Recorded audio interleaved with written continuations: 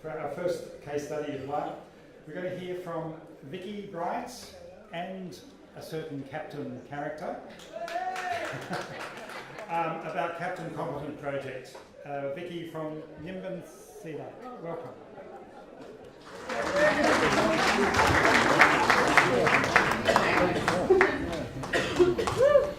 Okay, so hello everyone.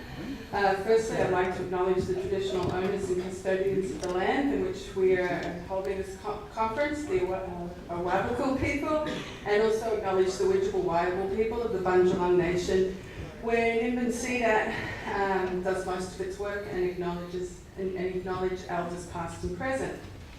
So we're going to tell you the story about Captain Competent. In the beginning, Nimbin CDAT reformed in late 2014 after it had lapsed for some time. We began by establishing our terms of reference and discussing the possible issues.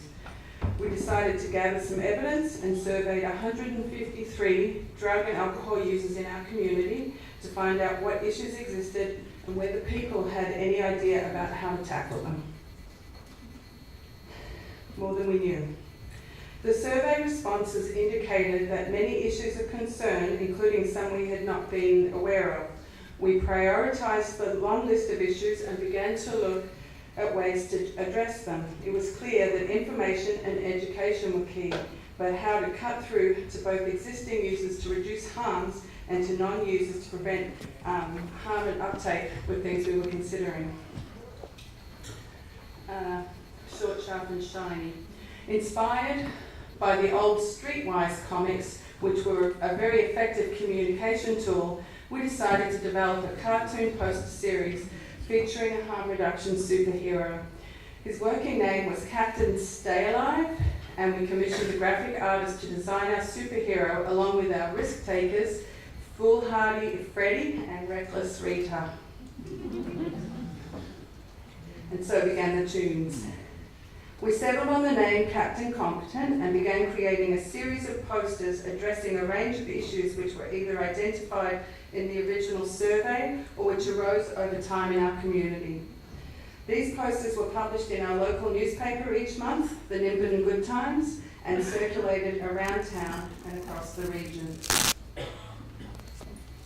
And so as you can see here is an example of two of the cartoons that would regularly be shown in the Nimbin Good Times and other places around wherever we did our work.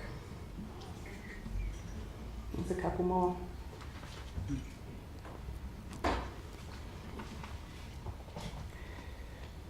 Clued Up Claudelia.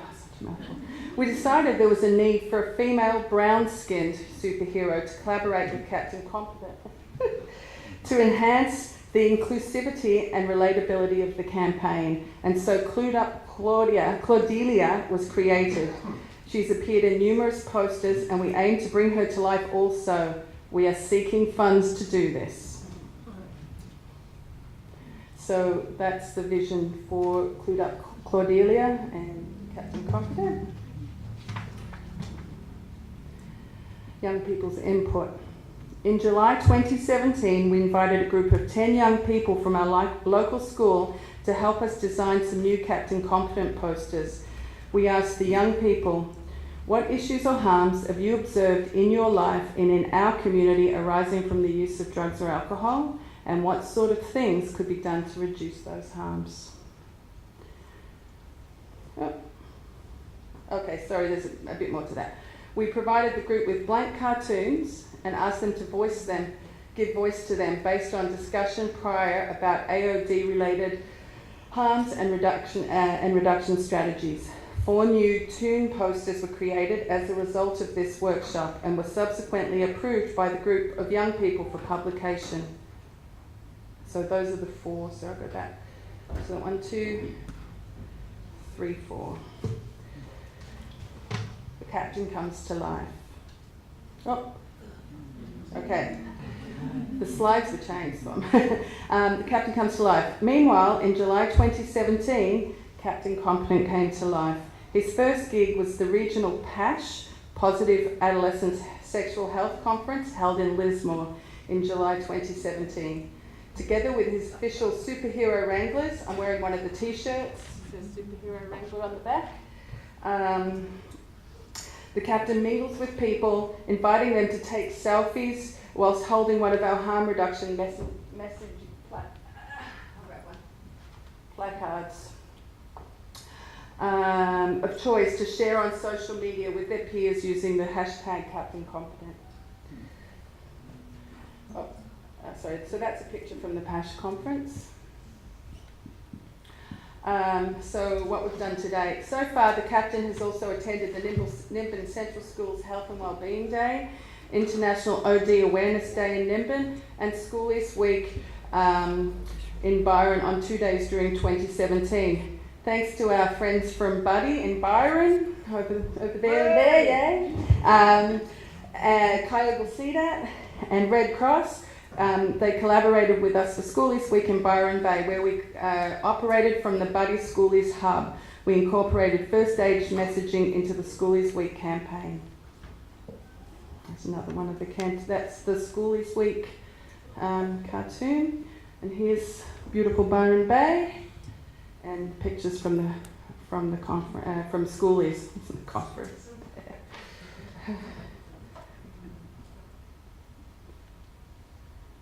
Yeah, so some statistics.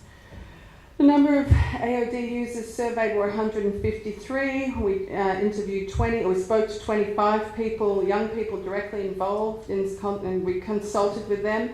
The number of young people engaged at the PASH conference were 200. Number of people engaged on OD Awareness Day was 60. That was just walking around the streets of Nimbin, so those are harder numbers to capture.